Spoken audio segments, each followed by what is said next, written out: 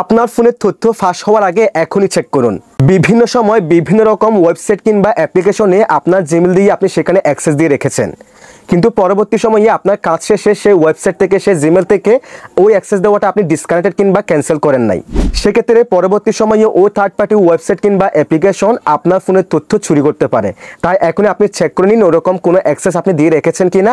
দিয়ে রেখে থাকলে কিভাবে ক্যান্সেল করবেন সেটা আপনাদেরকে দেখিয়ে দিচ্ছি। অবশ্যই পেজটিকে ফলো করে রাখবেন, ভিডিওটি লাইক কমেন্ট শেয়ার করে দিবেন। তো চলুন কথা না বাড়িয়ে ভিডিওটা শুরু করা যাক।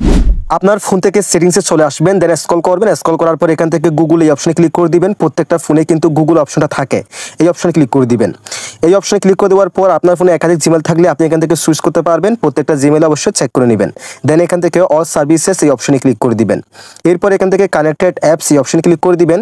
এরপর দেখেন এই জিমেল দিয়ে আমি কোন কোন অ্যাপসে কোন কোন ওয়েবসাইটে এখানে অ্যাক্সেস দিয়ে রেখেছি কিংবা আগে পারমিশন দিয়ে রেখেছি, প্রত্যেকটা অ্যাপস ওয়েবসাইট এখানে দেখাবে এবং টোটাল কিন্তু এখানে দেখাচ্ছে। আপনারা দেখতে পাচ্ছেন কয়টা অ্যাপস এবং সার্ভিসেস কিংবা ওয়েবসাইটে আমি এখানে পারমিশন দিয়ে রেখেছি।